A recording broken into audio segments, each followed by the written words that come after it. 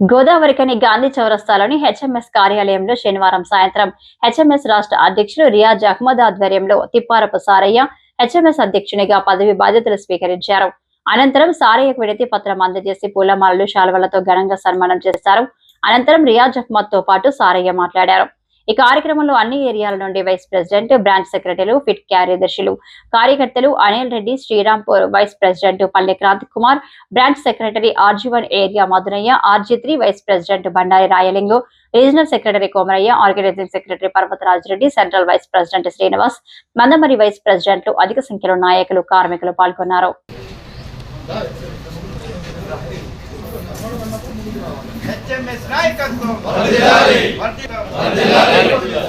నిరంతరం కార్మిక హక్కుల కోసం కొట్టాడుతున్న హెచ్ఎంఎస్ నాయకత్వం, హెచ్ఎంఎస్ నాయకత్వం, మరొకసారి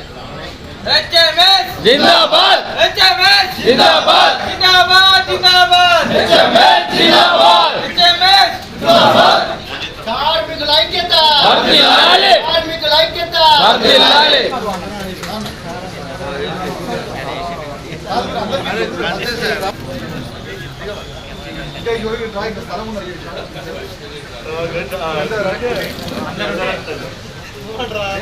ఇప్పుడు పెరిగిపోయింది. గెలిచిన కార్మిక సంఘాలు కంపెనీ తొత్తులుగా మారినాయి. ప్రధానమైన సమస్యలు ఒక్కటి కూడా పరిష్కారం కాలేదు. గెలిపించి సంవత్సరంన్నర అయింది, ఇంకో 5 నెలలు అయితే వాళ్ళ పదవీ కాలం పోతుంది. అయినా కూడా ఒక్క సమస్య పరిష్కారం చేయలేదు. సింగరేణి కార్మికులందరూ ఆపదలు ఉన్నారు. ప్రతి పనికి పైసా అని రేట్ ఫిక్సేషన్ జరుగుతుంది. సింగరేణిలో జరిగింది. ట్రాన్స్ఫర్కు పైసలు, షిఫ్ట్ మార్పిడికి పైసలు, మెడికల్ బోర్డుకు పైసలు, డిప్యుటేషన్లకు పైసలు, పైసా పైసా పైసా మీదనే పాకులాడుతున్నారు. ఆ తరుణంలో సింగరేణి కార్మికులకు అండగా నిలబడేది ఒకే ఒక కార్మిక సంఘం హెచ్ఎంఎస్. మొదటి నుండి కూడా హెచ్ఎంఎస్ పోరాట పటిమతో ఉన్నది, పోరాటం చేస్తున్నది, కార్మికుల హక్కుల పరిరక్షణ కోసం పనిచేస్తుంది. అందులో భాగంగా ఇవాళ Singareni miners and engineering workers union HMS అధ్యక్షునిగా 19/7/2025 రోజున కార్యవర్గ సమావేశం కూర్చున్నది. కార్యవర్గ సమావేశంలో తిప్పారపు సారయ్య గారిని అధ్యక్షునిగా ఎన్నుకోవడం జరిగింది. వారికి ఇవాళ పదవి బాధ్యత స్వీకరణ రోజు. తిప్పారపు సారయ్య గారు శ్రీరాంపూర్ ఏరియాలో ఉంటారు. ఎక్స్ ఎంప్లాయే, మొన్ననే రిటైర్డ్ అయ్యారు. వాళ్ళు అధ్యక్షులుగా ఉంటారు.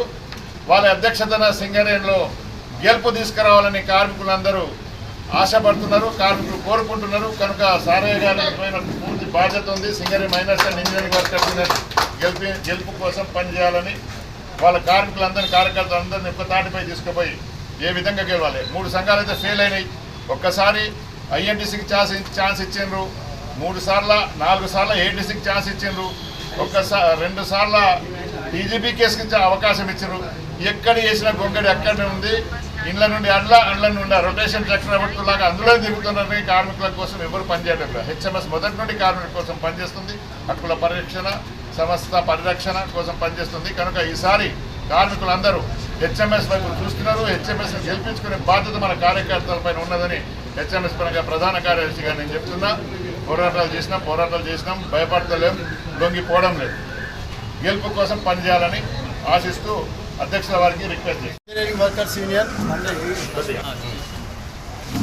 Singareni miners and engineering workers union అధ్యక్షునిగా ఈరోజు నాకు బాధ్యతలను అప్పచెప్పినటువంటి Singareni miners and engineering workers union HMS కేంద్ర కమిటీ నాయకత్వానికి, అదే రకంగా మొదటి నుండి వ్యవస్థాపక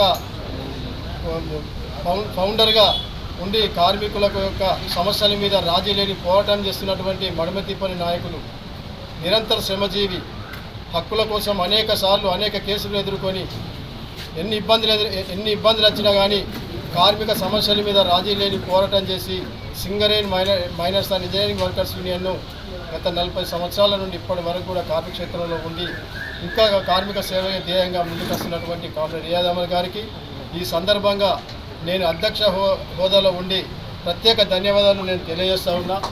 ఈ యొక్క గురుతరమైనటువంటి బాధ్యతను నాకు అప్పగించినందుకు నేను సెంట్రల్ కమిటీ నాయకులకు సింగరేణి వ్యాప్తంగా ఉన్నటువంటి అన్ని వైస్ ప్రెసిడెంట్లకు, కార్యదర్శులకు, ఫిట్ కమిటీ నాయకులకు అందరికీ కూడా పేరు పేరున, కార్యకర్తలకు, అభిమానులకు అందరికీ కూడా పేరు పేరున నేను ఉద్యమాభివందనాలు తెలియజేస్తూ ఉన్నాను. మీరు ఉంచినటువంటి నమ్మకాన్ని వమ్ము చేయకుండా నిరంతరం నా శాయశక్తులా నేను తప్పకుండా Singareni mines and engineering workers యూనియన్ను సింగరేణిలో జెండా ఎగరవేయడానికి నేను తప్పకుండా శాయశక్తులా కృషి చేస్తానని చెప్పేసి ఈ సందర్భంగా నేను మాట ఇస్తున్నాను.